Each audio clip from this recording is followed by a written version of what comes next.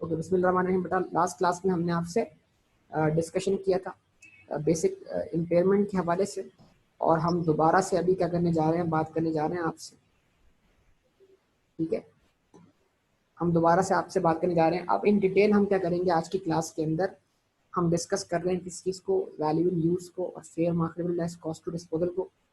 अभी तमाम बातें क्या है, हम अज्यूम करते हैं जनाब कि हम एनपी वाले कॉन्सेप्ट को रिकॉल करते हुए, जो नेट प्रेजेंट वैल्यू वाला कॉन्सेप्ट है हमारा क्यूएमटी का, उसको हम रिकॉल करते हुए हम इस इम्पेयरमेंट को समझने की कोशिश करें। ठीक है, तो मैं बात शुरू करूंगा क्यूएमटी वाले कॉन्सेप्ट से, जिसका नाम है नेट प्रेजेंट वैल्यू। फर्ज करें अभी हमने व्हीकल परचेज नहीं किया। अगर हम व्हीकल परचेज करते हैं तो हमारी जेब से कितना कैश आउटफ्लो होना है, जरा बताइए आप। 1,300,000। ये व्हीकल हमें हर साल 3-3 लाख रुपए का कैश इनफ्लो जनरेट करके देगा।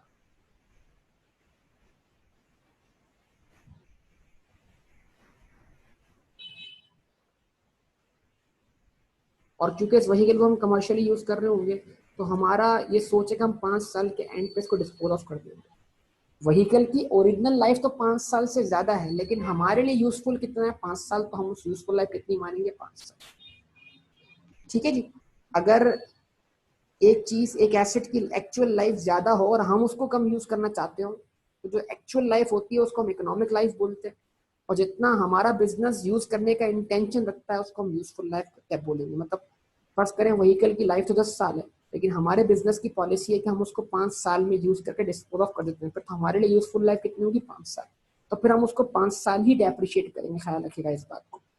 ठीक है, तो अगर हम 5 साल इस एसेट को यूज करते हैं, यूज करके पर ईयर 3-3 लाख रुपए का हमें इनफ्लो मिला, इसी को हम इकोनॉमिक बेनिफिट बोल रहे थे।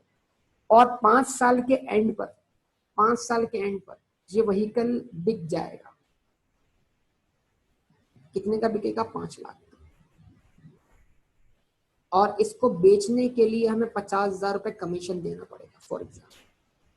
इसको हमने नाम दिया सेलिंग एक्सपेंस का। ठीक है, तो ये क्या है, रेजिडुअल वैल्यू।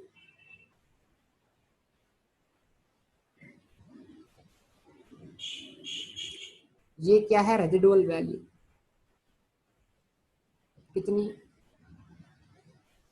4.5 लाख। ठीक है, कहां पर, एसेट की लाइफ के एंड। ठीक है, यहां तक बात समझ में आती है आपको। तो अब वैल्यू इन यूज क्या है, वैल्यू इन यूज इन तमाम कैश फ्लोस की प्रेजेंट वैल्यू का नाम। तो वो वैल्यू इन यूज हम निकालते थे कब, डिसीजन मेकिंग करते वक्त, जब हम एसेट को परचेज नहीं करते, तो उस वक्त हमने इसको वैल्यू इन यूज नहीं बोला, क्योंकि उस वक्त हम निकालते होते थे एनपीवी। तो हम इसको बोलते थे वहां पर present value of cash inflows, present value of cash inflows. याद है, तो याद है सबको, आप सबसे पूछ रहा हूँ, याद है। इसको हम बोलते थे, अभी हमने एसेट परचेज नहीं किया, तो फर्ज कर हम ये एसेट परचेज करना चाहते हैं। ठीक है, गुड, जबरदस्त, सही। मान लीजिए कि इंटरेस्ट रेट जो है वो 13%, 13%। मान लीजिए इंटरेस्ट रेट 13%। तो अभी हमने एसेट परचेज नहीं किया, हम निकालते हैं 13% पे इन तमाम आइटम्स की प्रेजेंट वैल्यू।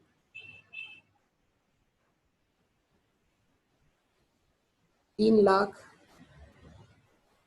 इंटू 1.13 की पावर -1, याद होगा।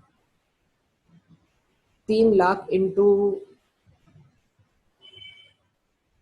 1.13 की पावर -2, 3 लाख इंटू 1.13 की पावर -3, 3 लाख इंटू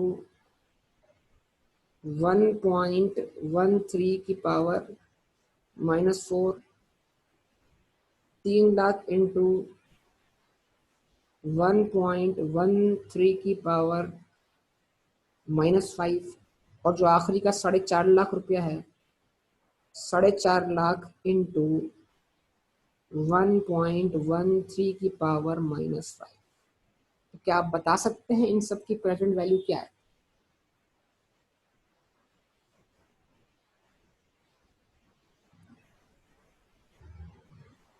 ठीक है जी, क्या आप बता सकते हैं इनकी प्रेजेंट वैल्यू क्या है? बताइए। 3 लाख इंटू 1.13 की पावर -1। प्लीज कैलकुलेट यार, कैलकुलेटर आप ढूंढ रहे हैं मेरे ख्याल से घर पे बैठे। कैलकुलेटर साथ रखना चाहिए ना आप। एक बंदे का जवाब आ गया, एक बंदे का जवाब आ गया। इस बंदे के जवाब को मैं वेरीफाई करता हूँ यहाँ पर।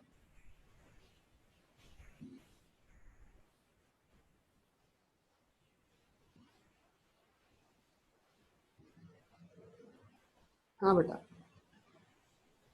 3 लाख इंटू 1.13 की पावर -1। क्या आंसर आया? 265,000, 265,846.73। तो इसको 847 कर दें।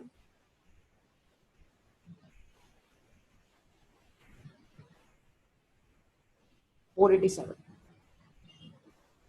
तो आंसर क्या आया? 265,487।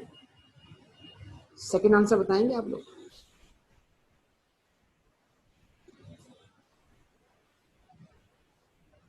300,000 इंटू 1.13 की पावर -2। हाँ जी, 234,944।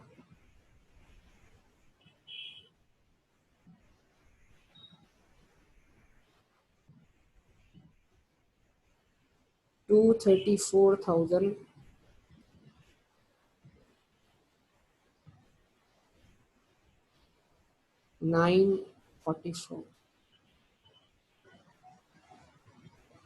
ऐसे ही बेटा, मैं कैलकुलेट करूं या आप निकाल के बता रहे हैं सही मुझे आंसर? अच्छा जी, 207,915। आगे।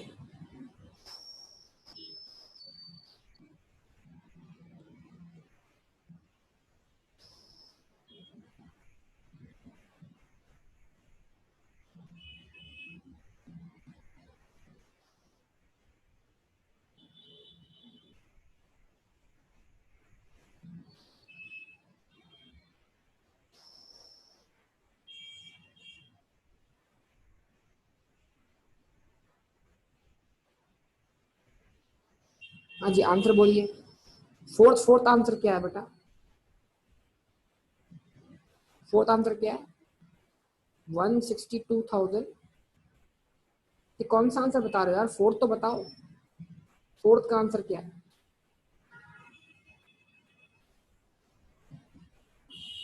183,996।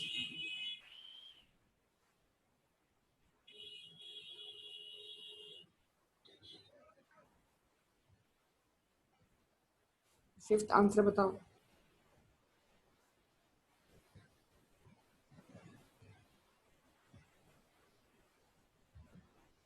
फिफ्थ आंसर क्या है? फिफ्थ आंसर क्या है? 162,287, 828।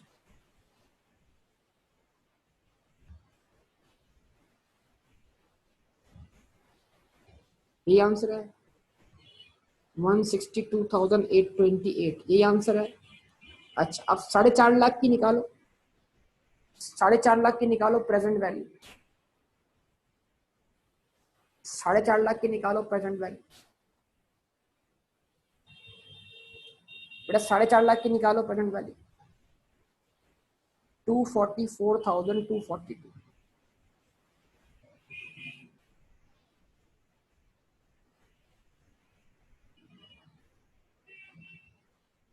244,242।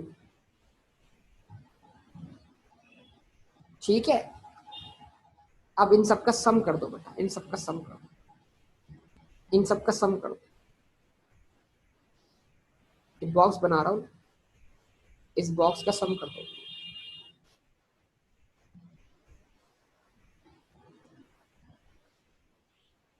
इस बॉक्स का सम कर दो।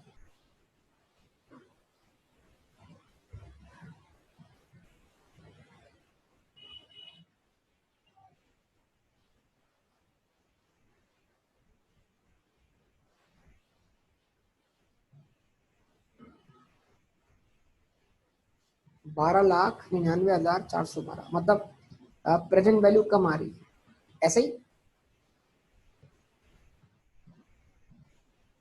अच्छा, तो मतलब हमें ये व्हीकल परचेज करना नहीं चाहिए ना, हमें ये व्हीकल परचेज नहीं करना चाहिए ना। बहुत जबरदस्त। क्या आंसर आया, दोबारा बताइए, क्या आंसर आया? 12 लाख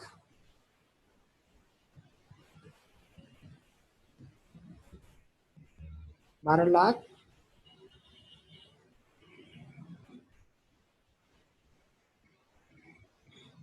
99,412।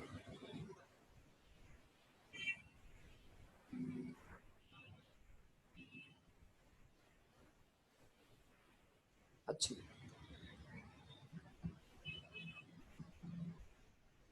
ठीक है, okay. NPV, present value of cash inflows minus present value of cash out. ठीक है, समझे बात को? तो present value of cash inflows थी 12,99,000,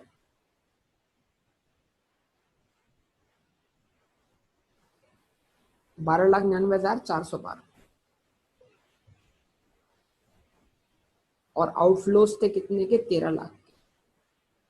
ऐसे ही, जब भी मैंने इम्पेयरमेंट शुरू नहीं किया, मैं आपको इम्पेयरमेंट के पीछे मौजूद कॉन्सेप्ट समझा रहा हूं बेटा। जवाब दे। तो एनपीवी कितने से आई नेगेटिव, बताओ जरा। एनपीवी कितने से नेगेटिव आई जरा बताओ। 588, -588। ठीक है जी, -588। सवाल क्या, हमें ये व्हीकल परचेज करना चाहिए? क्या ये हमें इन्वेस्टमेंट करनी चाहिए? नो, ये इन्वेस्टमेंट हमें नहीं करनी चाहिए। ये तो हमें बेटा अब सुनो बात को यार, जो मैं करने जा रहा हूं बड़ी इंपॉर्टेंट बात है और बड़ी जरूरी बात है, सुनना, उससे तुम्हारा कॉन्सेप्ट डेवलप होगा। ये तो फैसला हमने किया है इन्वेस्टमेंट करने से पहले, लेकिन फर्ज कर लो अगर हमारी एनपीवी पॉजिटिव आ जाती, तो पॉजिटिव अगर आ जाती तो हम इन्वेस्टमेंट कर जाते ना, कि नहीं कर जाते? बताइए, कर जाते इन्वेस्टमेंट। और अगर इन्वेस्टमेंट करने के बाद हालात चेंज हो जाते, इन्वेस्टमेंट करने के बाद इकोनॉमी डाउन हो जाती, रिसेशन आ जाता, कोरोना आ जाता, इकोनॉमिक एक्टिविटी कर्टेल हो जाती, मेरे कैश फ्लोस क्या हो जाते? कम हो जाते, इंटरेस्ट रेट बढ़ जाता। अगर ये सब कुछ इन्वेस्टमेंट करने के बाद होता, शुरू में तो इन्वेस्टमेंट कर ली जब पॉजिटिव थी, लेकिन इन्वेस्टमेंट करने के बाद हालात खराब हो गए। इन्वेस्टमेंट करते हुए तो मुझे इन्वेस्टमेंट रिकवर होती भी दिखाई दे रही थी, लेकिन इन्वेस्टमेंट करने के बाद हालात ऐसे हो गए कि अब मुझे इन्वेस्टमेंट रिकवर होती भी दिखाई नहीं दे रही। तो इम्पेयरमेंट का ताल्लुक इन्वेस्टमेंट करने के बाद है। अगर इन्वेस्टमेंट करने के बाद इन्वेस्टमेंट रिकवर होती हुई दिखाई ना दे, तो फिर तो इन्वेस्टमेंट हो चुकी ना बेटा। तो अब लॉस बर्दाश्त करो, उस लॉस को रिकॉर्ड करो बुक्स के अंदर फौरन से। हाँ, एनपीवी कब निकलती है बेटा? एनपीवी निकलती है इन्वेस्टमेंट करने से पहले। लेकिन फर्ज कर लीजिए एनपीवी पॉजिटिव आ गई, मैंने इन्वेस्टमेंट कर दी, और मेरे इन्वेस्टमेंट करने के बाद इकोनॉमी के हालात खराब हो गए, मेरे इन्वेस्टमेंट करने के बाद इंटरेस्ट रेट बढ़ गए, तो फिर यानी इन्वेस्टमेंट करने के बाद एनपीवी नेगेटिव हो गई, इन्वेस्टमेंट करने के बाद एनपीवी नेगेटिव हो गई। सोचिए तो क्या होगा, जवाब का मुंतजिर हो। तो इन्वेस्टमेंट करने के बाद अगर एनपीवी नेगेटिव हो गई तो मतलब क्या है, एसिड इज इम्पेयर्ड। हो सकता है कि आपका एसिड इम्पेयर हो, तो फिर उसी लॉस को रिकॉर्ड करना है। उसी लॉस को मैं इम्पेयरमेंट लॉस बोल रहा हूं अकाउंटिंग की लैंग्वेज में। इन्वेस्टमेंट होने के बाद लॉस हुआ है, इन्वेस्टमेंट होने के बाद एनपीवी नेगेटिव हो गई है, इन्वेस्टमेंट होने के बाद इन्वेस्टमेंट रिकवर होती हुई दिखाई नहीं दे रही। कुछ समझे बात को या नहीं? अच्छा, अब बात यह है कि शॉर्टकट्स भी तो आने चाहिए ना। फिर मैं आता हूं इस टॉपिक पे दोबारा, इन्वेस्टमेंट अभी हम करते हैं, इस टॉपिक पे दोबारा आते हैं, लेकिन पहले शॉर्टकट जरा डिस्कस कर लें।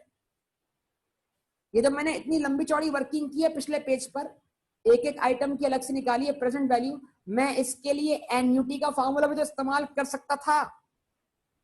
जब तमाम कैश फ्लो इक्वल साइज के हैं तो मैं एन्युटी का फॉर्मूला इस्तेमाल कर सकता था।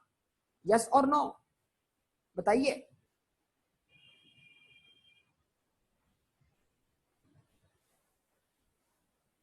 बिल्कुल। तो अब अगर मैं इसी एनपीवी को वर्कआउट करता हूं,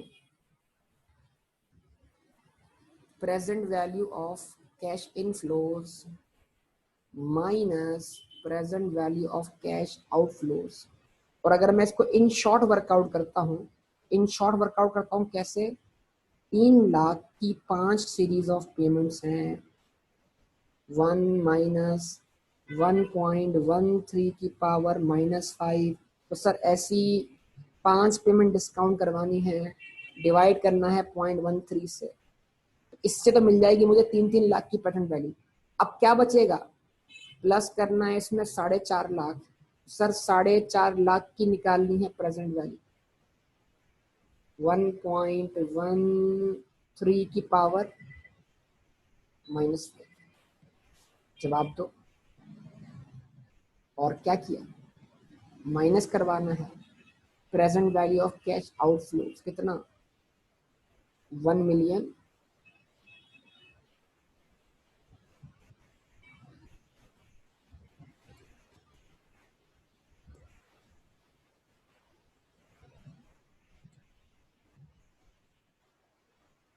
300,000।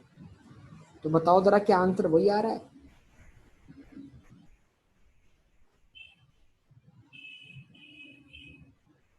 इस पूरे का आंसर वही आएगा, 12,99,400। बताओ 12, इसमें से माइनस किया आपने 13 लाख, तो आंसर क्या आना चाहिए, माइनस का 588।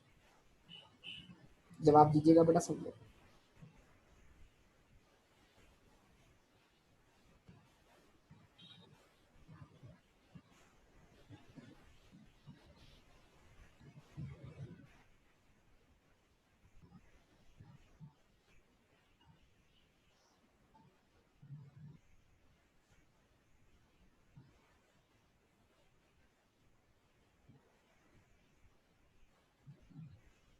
ठीक है बेटा, बताइए, जवाब दीजिए। तो यही आंसर आया है, कंफर्म कर दीजिए। यस, ओके, बेहतरीन। तो ये शॉर्टकट भी हमें आना चाहिए। चले, यहां तक तो ये एक बात हमें समझ में आ गई, कुछ हमने बेसिक कॉन्सेप्ट रिकॉल कर लिए जो हमें आने चाहिए इसके लिए। अब मेरी बात मैं दोबारा शुरू कर रहा हूँ, अगले पेज पर पढ़ने चाहिए। ठीक है, अगले पेज।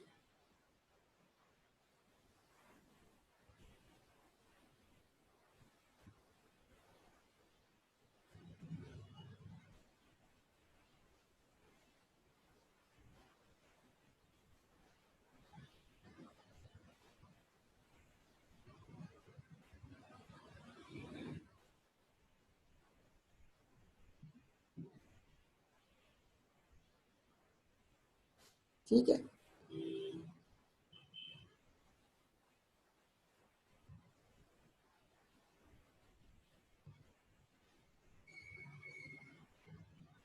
₹13 लाख।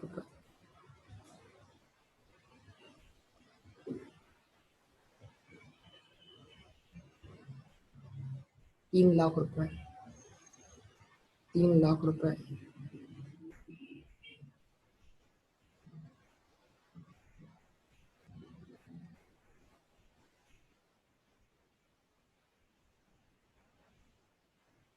और आखिर में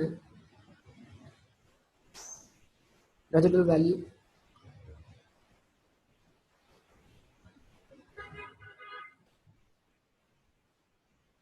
5,50,000 रुपए और 50,000 रुपए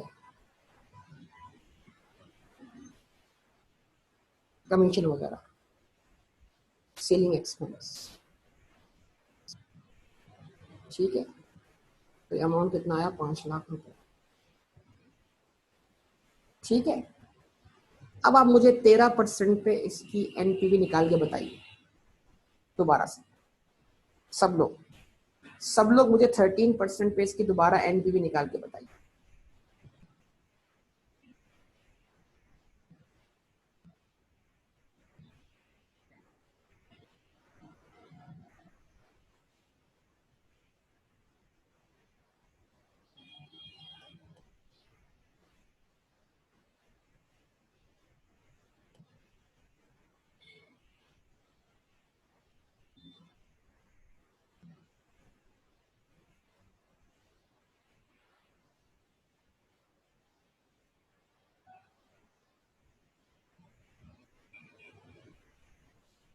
हाँ, ये सब लोग बताइए, एनपीवी निकाल के बताइए।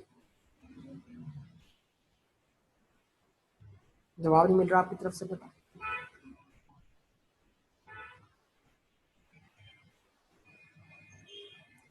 13,26,549। सब लोग बताइए। ये तो इनफ्लो की प्रेजेंट वैल्यू है ना, इसमें 13 लाख माइनस करें तो एनपीवी पॉजिटिव आएगी।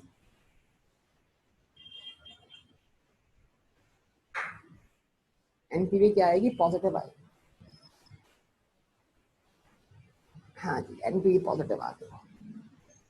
हाँ जी, गुड, जबरदस्त, एनपीवी पॉजिटिव आ गई, बेहतरीन बात कर दी भाई। क्या करें अब बताइए, अब डिसीजन ले लें खरीदने का इसको। अब ये गाड़ी खरीद ली जाए, इन्वेस्ट कर दी जाए, क्या कहते हैं? अब ये गाड़ी खरीद ली जाए, इन्वेस्ट कर दी जाए, बोलिए। अच्छा जी, बेहतरीन, जबरदस्त, ओके। चले मैं इसकी शॉर्ट वर्किंग कर लेता हूँ, यहाँ पर आप लोग फॉलो कर लें उस वर्किंग को। मैं कहता हूँ प्रेजेंट एनपीवी बराबर है 3 लाख मल्टीप्लाइड बाय 1 माइनस 1.13 की पावर -5 डिवाइडेड बाय 0.13 प्लस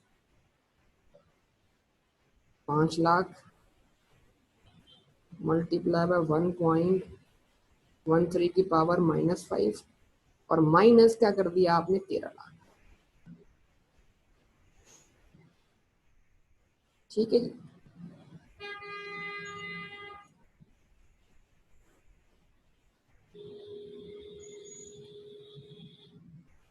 तो आपके पास इसका आंसर क्या आया था बेटा?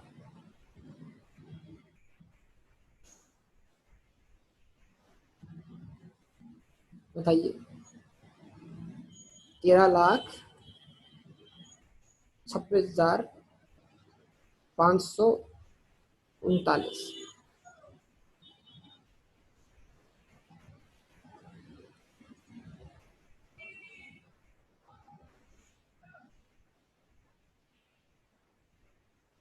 माइनस क्या कर दिया आपने? 13 लाख। आंसर क्या है आपके पास एनपीवी का? 26,539। तो बेटा एनपीवी क्या हो गई? एनपीवी पॉजिटिव हो गई।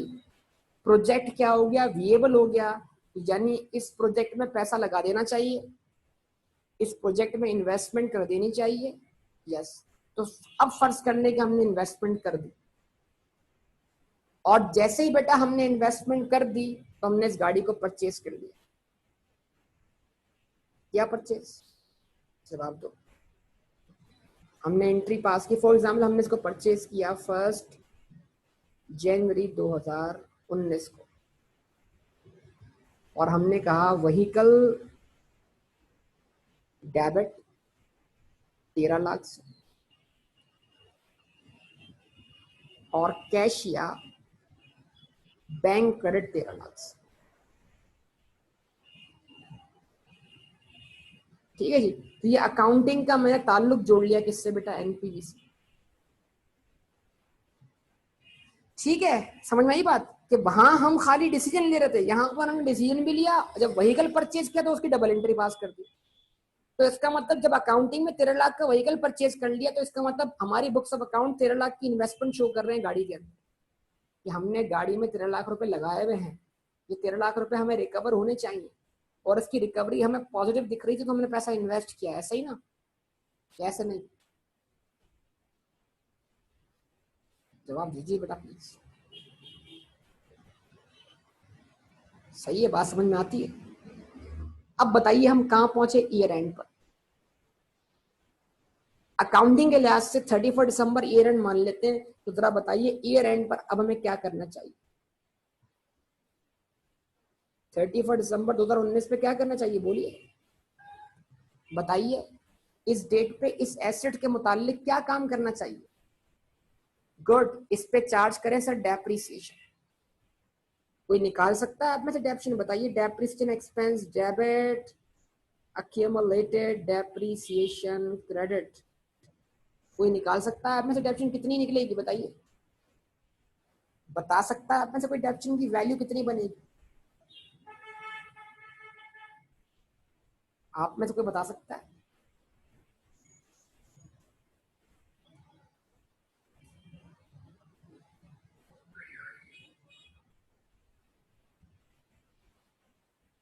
आप में से कोई बता सकता है कि डेप्रिसिएशन की वैल्यू कितनी बनेगी?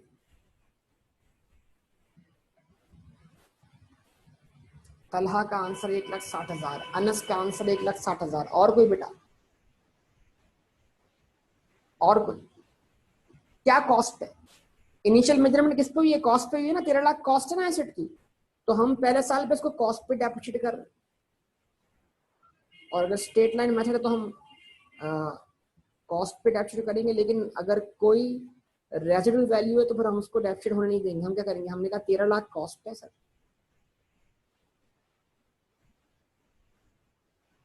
उसमें से हमने माइनस की रेजिडुअल वैल्यू कितनी? 5 लाख,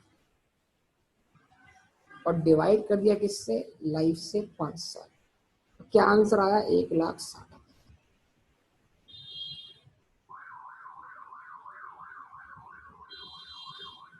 क्लियर बेटा? बात क्लियर हुई कि नहीं हुई? क्लियर, जबरदस्त, बेहतरीन।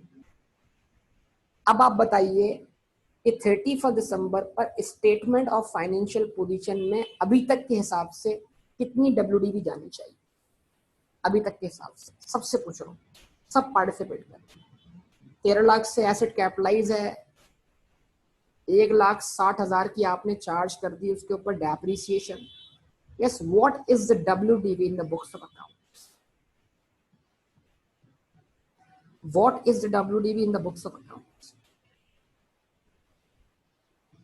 1,140,000, 11,40,000। यही जबरदस्त। तो अगर मैं 11,40,000 को ले जाता हूं बेटा स्टेटमेंट ऑफ फाइनेंशियल पोजीशन में, तो इसका क्या मतलब होगा? कम से कम मुझे इस एसेट से 11,40,000 का मुस्तकबिल में इकोनॉमिक बेनिफिट मिलना चाहिए कि नहीं मिलना चाहिए? मिलना चाहिए, यस और नो? लेकिन अगर मैं ये बोलूं कि मेरा इकोनॉमिक बेनिफिट 11,40 से क्या है? कम है, मेरा इकोनॉमिक बेनिफिट 11,40 से कम है, तो क्या मुझे स्टेटमेंट ऑफ फाइनेंशियल पोजीशन में 11,40 रिपोर्ट करने या कम वाला अमाउंट रिपोर्ट करना? कम वाला। तो अगर मैं इस एसेट को इस 11,40 से नीचे लाता हूं मजीद, तो ये नीचे लाना क्या कहलाएगा? डेप्रिसिएशन या इम्पेयरमेंट? इम्पेयरमेंट। ठीक है जी। तो ये बात समझ में आती है आपको? जबरदस्त, बेहतरीन तरीके से। अच्छा जी, ओके। अब हम ये जानना चाहते हैं कि अब जरा देखिएगा, ठहरिएगा और समझिएगा बात को। मैं दोबारा पीछे आता हूं, यहाँ पर आ गया। यहाँ पर अब इस एग्जाम्पल को दोबारा देखिएगा।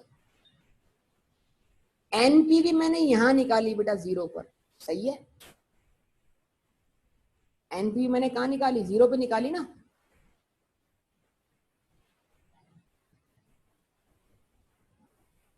एनपीवी कहां निकाली, 0 पर निकाली।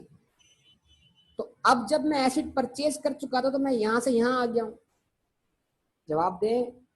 मैं अब 1 साल गुजार चुका हूं, एसिड की 1 साल की लाइफ कंज्यूम कर चुका हूं।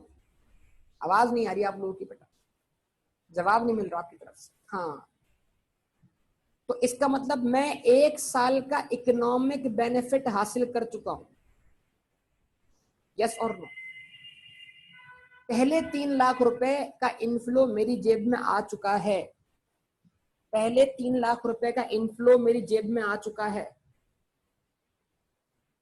ठीक है।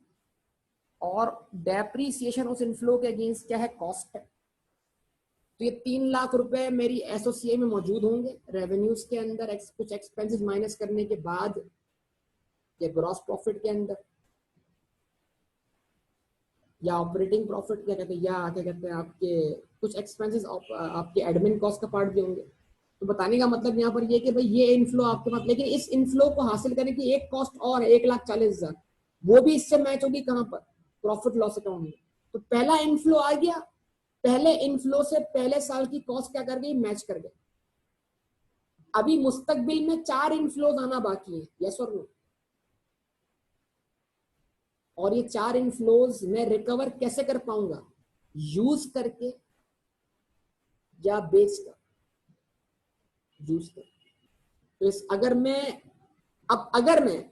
पहले साल के एंड पर, सुनिएगा गौर से सुनिएगा बात को, अगर मैं अब पहले साल के एंड पर रिमेनिंग कैश फ्लोज की निकालता हूं प्रेजेंट वैल्यू,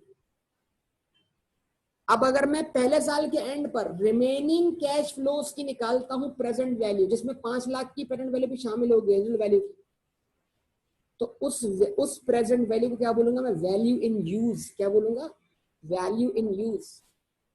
सिनेरियो दोबारा डेवलप कर रहा हूं आपके सामने, सिनेरियो दोबारा डेवलप कर रहा हूं आपके सामने, जरा देखिएगा और बताइएगा।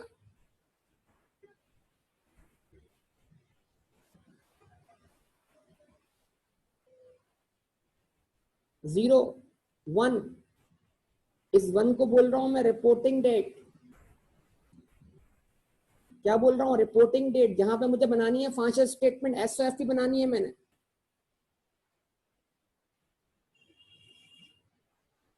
ठीक है जी।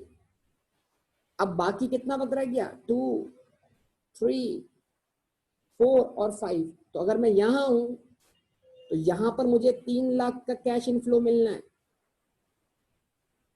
यहां मुझे 3 लाख का कैश इनफ्लो मिलना है, यहां मुझे 3 लाख का कैश इनफ्लो मिलना है, यहां मुझे 3 लाख का कैश इनफ्लो मिलना है, और नेट आखिर में मुझे कितना मिलना है, 5 लाख मिलना है। तो मुझे यहां फैसला करना है किस चीज का, कि जब रिपोर्टिंग डेट है, रिपोर्टिंग डेट पर रिकवरेबल अमाउंट कितना है। जहां मैंने एसेट रिपोर्ट करना है वहां रिकवरेबल अमाउंट कितना है। तो अब चूंकि मैं एसेट खरीद चुका हूं, चूंकि एसेट में परचेज कर चुका हूं, मैं उसको 1 साल कंज्यूम कर चुका हूं, तो अब मेरे पास 2 ऑप्शन होंगे रिकवर करने के। या तो मैं रिमेनिंग 4 साल लाइफ कंज्यूम करूं ऐसे ही, और एसेट को यूज करके अपनी इन्वेस्टमेंट रिकवर करूं। जवाब नहीं मिला बेटा, जवाब दे। तो अगर मैं क्या करता हूं, ये 3 लाख, ये 3 लाख, ये 3 लाख, ये 3 लाख और ये 5 लाख, अगर मैं इन 4 चीजों की, यानी 4 पॉइंट्स पे मौजूद इनफ्लोस की निकालता हूं प्रेजेंट वैल्यू, तो इसको बोलूंगा वैल्यू इन यूज। क्या बोलूंगा, वैल्यू इन यूज। चले एक काम करते हैं, अब मान लीजिए, ठहरिएगा जरा, बात सुनिएगा गौर से। अब इंपेयरमेंट के लिए कोई निशानी, देखिए बीमारी की कोई अलामत होती कि नहीं होती अलामत। हमजा मैं अभी 13% यूज नहीं कर रहा। बीमारी की कोई अलामत होती कि नहीं होती, अलामत होती है ना बेटा, बीमारी की अलामत होती है। हमजा सवाल है कोई तो मैं आपको क्या करूं? अच्छा जी बेटा, हमजा सवाल भी। हमजा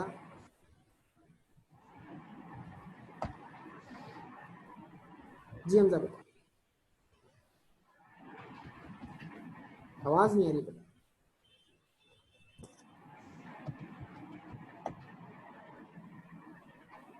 सवाल नहीं है। अच्छा मैं क्या बोला, बीमारी की कोई अलामत होती है कि नहीं होती अलामत? तो बीमारी की अलामत क्या है? बीमारी की अलामत यह है बेटा कि आप इकोनॉमी डाउन हो गई, तो अब हमारे कैश फ्लोज जो है पर ईयर 3-3 लाख नहीं रहे बल्कि इससे भी कम हो गए। ये अलामत है, क्योंकि रिसेशन आ गया तो हमने जो इनफ्लोज एक्सपेक्ट किए थे वो नहीं मिल पा रहे, उससे भी कम मिल पा रहे। एक इकोनॉमी के अंदर इन्फ्लेशन बहुत बढ़ चुका है, तो इंटरेस्ट रेट बहुत ज्यादा हो चुका है। तो अब इंटरेस्ट रेट जो है वो, मान लीजिए पहले साल तक तो इंटरेस्ट रेट 13% था, अब मान लीजिए कि इंटरेस्ट रेट जो है वो 16% हो गया है।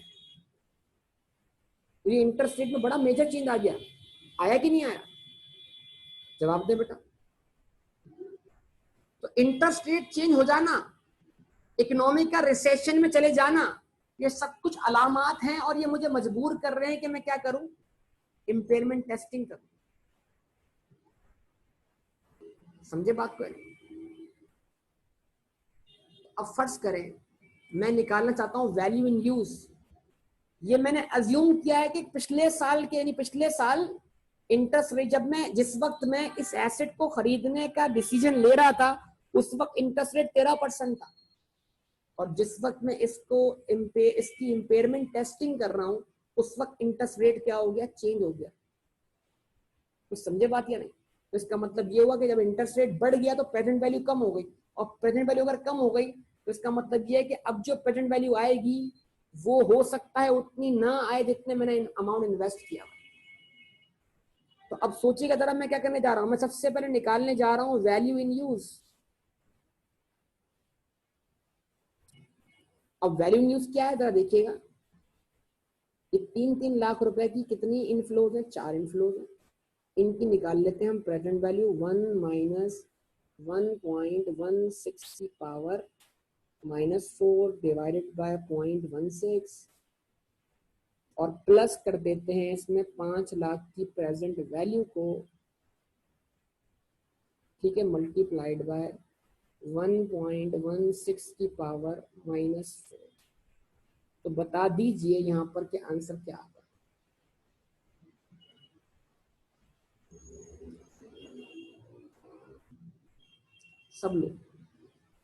सब लोग बताइए। 11,15,600। सब लोग वेरीफाई कीजिए कि आंसर यही है।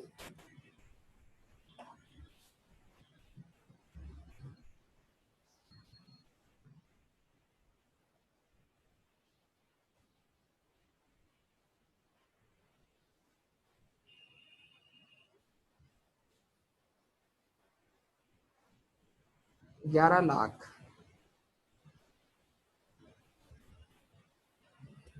15,600।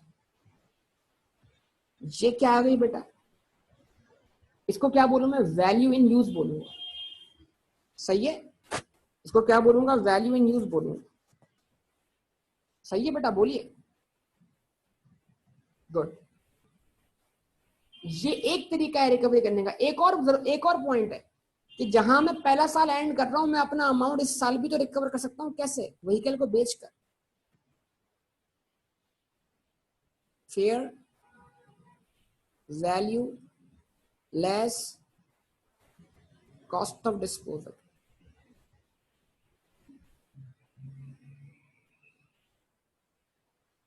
ठीक है।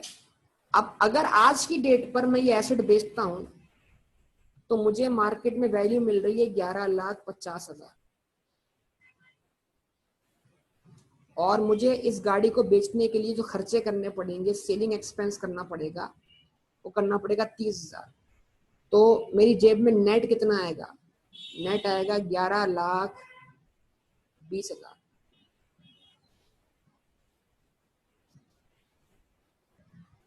बोलिए। तो पहले साल के एंड पर पहले साल के एंड पर अगर मैं गाड़ी को इस्तेमाल करके इकोनॉमिक बेनिफिट लेता हूं तो रिकवरी 11,15,600 रुपए है। और अगर मैं गाड़ी को बेचने का डिसीजन लेता हूं तो रिकवरी 11,20,000 रुपए है। तो बताइए वैल्यू इन यूज या fair value less cost of sale या कॉस्ट ऑफ डिस्पोजल में से मैं रिकवरेबल अमाउंट किसको मानूं? किसको मानूं? Fair market value less cost of disposal को। ख्याल रखिएगा ये सिर्फ फेयर मार्केट वैल्यू नहीं है, fair market value less cost of disposal है।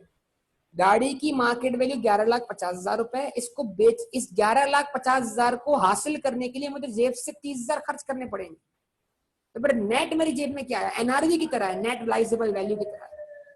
Expected selling price less expected selling expense, बिल्कुल वैसे से एनआरवी निकालते थे किसी जमाने में आप। तो 11,50,000 रुपए जेब में लाने के लिए 30,000 जेब से खर्च करने पड़ेंगे। तो नेट मेरी जेब में क्या आया? नेट मेरी जेब में 11,20,000 रुपए आया। तो जरा बताइए 11,20,000 और 11,15,600 में से हायर कौन सा है? 11,20,000। तो रिकवरेबल अमाउंट कौन सा बनेगा? 11,20,000। करेक्ट? करेक्ट? चलिए अच्छा, अब जरा देखिएगा बेटा, इस बात को समझिएगा।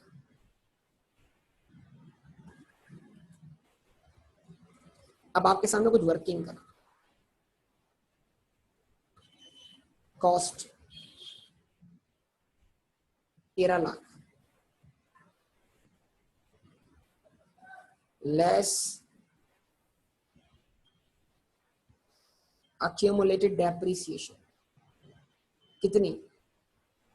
1,60,000। जवाब दें। कैरिंग अमाउंट कितना? कैरिंग अमाउंट कितना? कैरिंग अमाउंट कितना? 11,40,000। अब इस कैरिंग अमाउंट से मैच करना है किसको? इसमें से लेस करवाइए क्या? Recoverable amount. Option number 1 value in use. बताइए वैल्यू इन यूज कितनी है? 11,15,400। जवाब दें। यही 600।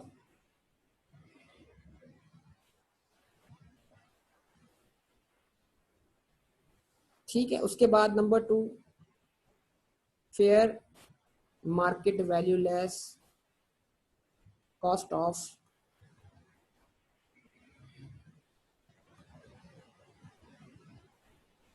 डिस्पोजल कितना?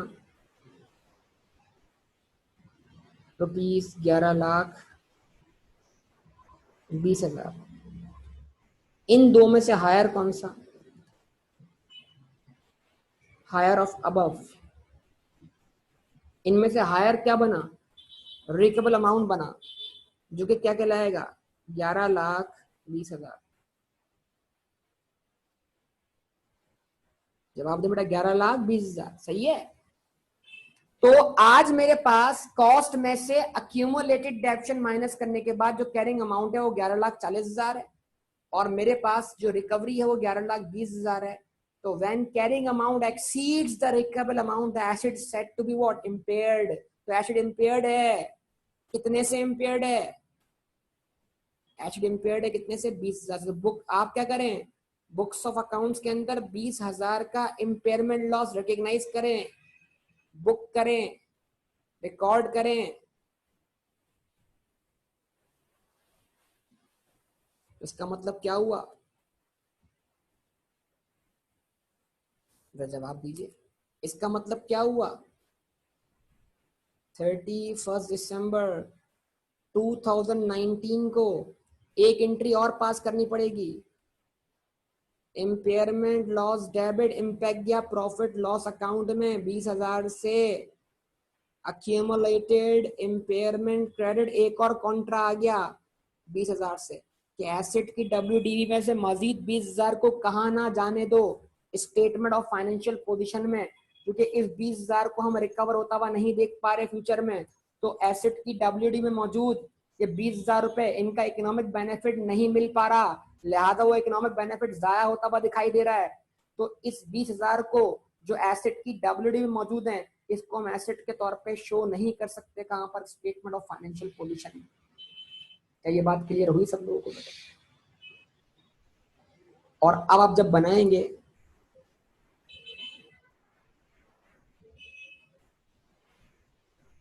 अब बनाएंगे एसएफपी, जरा सोचिए एसएफपी में क्या लिखेंगे आप? एसेट की कॉस्ट 13 लाख, उसमें से लेस करेंगे अक्यूमुलेटेड डेप्रीसिएशन, कितनी? 1,60,000, और उसमें से लेस करेंगे अक्यूमुलेटेड इम्पेयरमेंट, कितनी? 20,000। तो अब जो डब्ल्यूडीवी जाएगी स्टेटमेंट ऑफ फाइनेंशियल पोजीशन में, वो कितनी जाएगी? 11,20,000, जो कि एग्जैक्टली बराबर होगी रिकवरेबल अमाउंट के।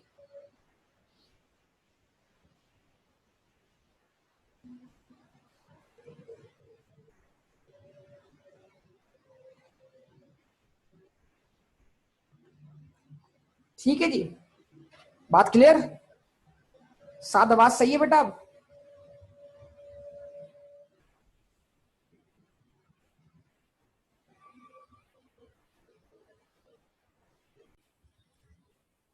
क्या हमेशा जो स्टेटमेंट ऑफ फाइनेंशियल पोजीशन में, क्या हमेशा जो स्टेटमेंट ऑफ फाइनेंशियल पोजीशन में कैरिंग अमाउंट जाएगा वो हमेशा रिकवरेबल अमाउंट के बराबर होगा? सबसे बात कर रहा हूं, सबसे सवाल कर रहा हूं। जवाब जबरदस्त फुजैल, जबरदस्त। अगर एसेट इम्पेयर होगा तो इम्पेयरमेंट चार्ज करने के बाद जो रिकवरेबल, जो कैरिंग अमाउंट होगा, वो कैरिंग अमाउंट रिकवरेबल अमाउंट के बराबर होगा। जबरदस्त। हर केस में नहीं, हर केस में नहीं। अगर एसेट इम्पेयर नहीं है, फर्ज कर लें कि अगर रिकवरी 12 लाख रुपए होती, तो क्या हम एसेट को इम्पेयर करते? नहीं करते। हम 11,40,000 को ले जाते हैं स्टेटमेंट ऑफ फाइनेंशियल पोजीशन। तो जब एसेट इम्पेयर है तो फिर उसको इम्पेयरमेंट लॉस चार्ज करने के बाद जो डब्ल्यूडीवी आ रही है, जो कैरिंग अमाउंट आ रहा है, वो किसके बराबर होगा? रिकवरेबल अमाउंट के। अगर एक एसेट इम्पेयर्ड नहीं है और उसकी रिकवरी उसके मौजूदा कैरिंग अमाउंट से भी क्या है, ज्यादा है, तो फिर आमतौर पर आप जो कैरिंग अमाउंट होता है उसी को रिपोर्ट कर देते हैं। ऐसा? जवाब दें बेटा, क्या मेरी गुफ्तगू समझ में आती है आप लोगों को बेटा?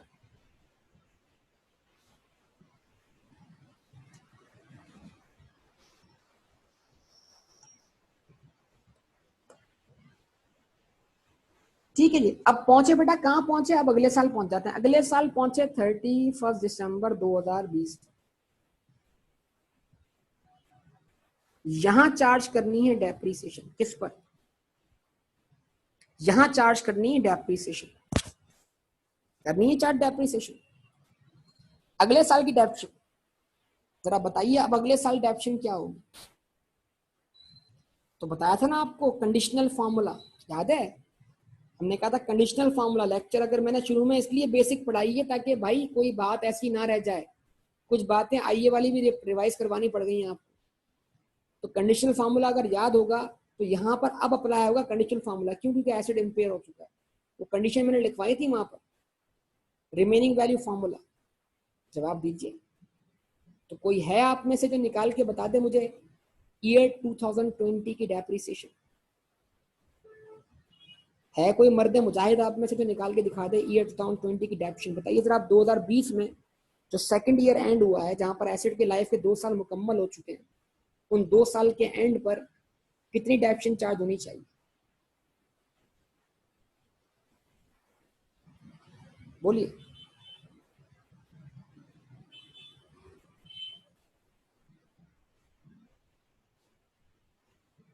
हाँ जी, एंट्री बनेगी depreciation expense debit, accumulated depreciation credit. जवाब दो। अब बताओ डब्ल्यूडीवी क्या थी एसेट की? WDV क्या थी एसेट?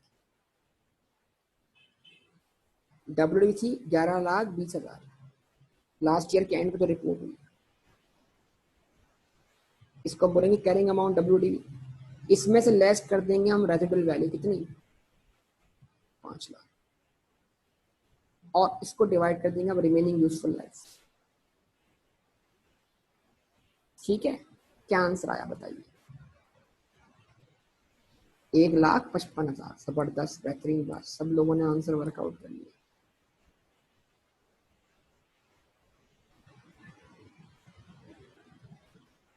अब एक सवाल का जवाब दे सब लोग मुझे, एक सवाल का जवाब दे सब लोग मुझे। इंपेयरमेंट चार्ज नहीं हुई थी तो पर ईयर डेप्शन कितनी आ रही थी? जब इंपेयरमेंट चार्ज नहीं हो रही थी तो पर ईयर डेप्शन कितनी आ रही थी? और अब इंपेयरमेंट चार्ज होने के बाद पर ईयर डेप्शन कितनी आ रही है?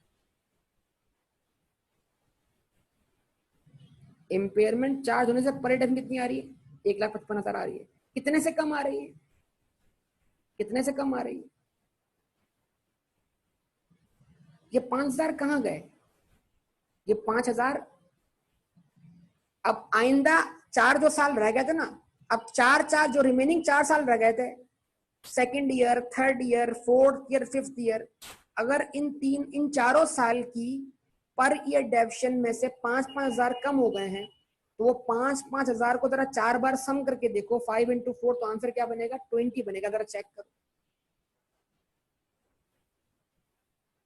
यानी अगर ये एसेट इंपेयर ना होता, सुनो बात को, बड़ी कीमती बात कर रहा हूं, अगर ये एसिड इंपेयर ना होता, सुनो बहुत कीमती बात है, तो ये 20,000 WDV का पार्ट होते, तो ये 20,000 WDV का पार्ट होते, और WDV 11,20 नहीं 11,40 होती। जब WDV 11,40 होती, उसमें से 5 लाख माइनस करते, डिवाइड बाय 4 करते, आंसर 1,55 नहीं 1,60 आता। यस और नो? चेक करके देखो।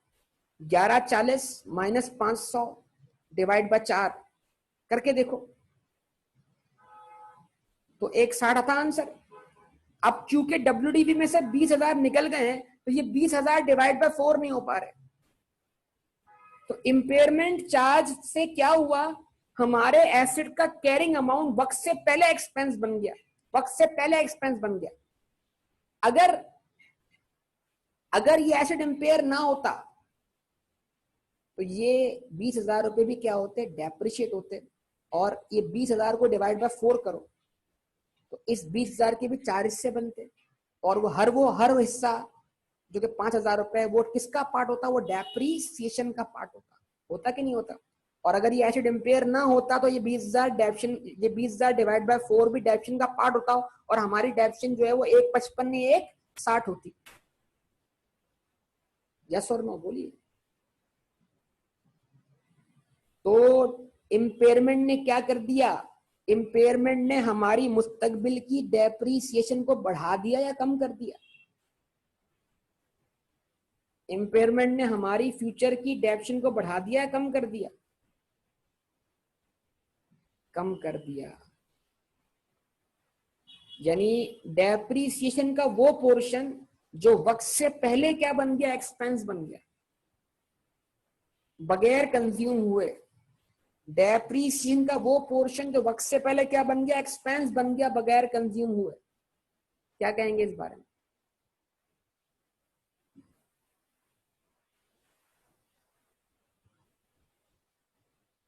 ऐसे ही क्लियर?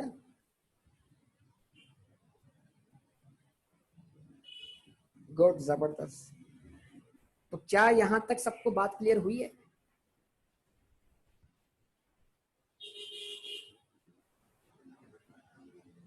चले, तो ये मैंने आज आपको तफसील से इम्पेयरमेंट के मुतालिक समझाया कि देखो इम्पेयरमेंट जो है इन्वेस्टमेंट होने के बाद की बात है। अगर एनपीवी शुरू में ही नेगेटिव आ जाती तो हम इन्वेस्टमेंट ही नहीं करते, लेकिन जब इन्वेस्टमेंट हो गई तो अब हम सोचते हैं कि यार ये पैसा वापस कैसे आएगा। और अगर ये हमें जो कैरिंग अमाउंट बच गया एसेट का, वो हमें पूरा अगर रिकवर होता हुआ दिखाई नहीं दे रहा तो फिर समझ लो जितने अमाउंट से जो पोर्शन रिकवर नहीं हो पा रहा वो हमारे लिए क्या हो गया, इम्पेयरमेंट लॉस हो गया, खत्म हो गई बात। तो कोई बड़ी चीज नहीं है इम्पेयरमेंट यार, बड़ा लॉजिकल और बड़ा सिंपल सा कॉन्सेप्ट है अगर इसको अपने पिछले कॉन्सेप्ट से कनेक्ट करके पढ़ा जाए। क्या ख्याल है? ऐसा ही है।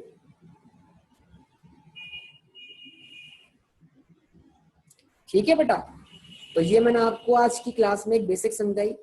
इसके ऊपर मैं आपको कुछ प्रैक्टिस क्वेश्चन सेंड करता हूँ, ग्रुप में सब मौजूद है ना। तो फुजैल बेटा तुम क्या करना, पता नहीं तुम ग्रुप में हो कि नहीं हो, तो जरा इन स्टूडेंट से कांटेक्ट में रहो, ये तुम्हें ग्रुप में ऐड कर देंगे। तला बेटा इसका फुजैल का नंबर लेके इसको ग्रुप में ऐड कर देना, ठीक है? ओके बेटा, तो मैं इसको फिलहाल स्टॉप करूंगा, मैं वहां पर आपको कुछ प्रैक्टिस क्वेश्चन सेंड कर दूंगा इसके हवाले से, ठीक है? इंशाल्लाह फिर कल इसके ऊपर मजीद बात करेंगे।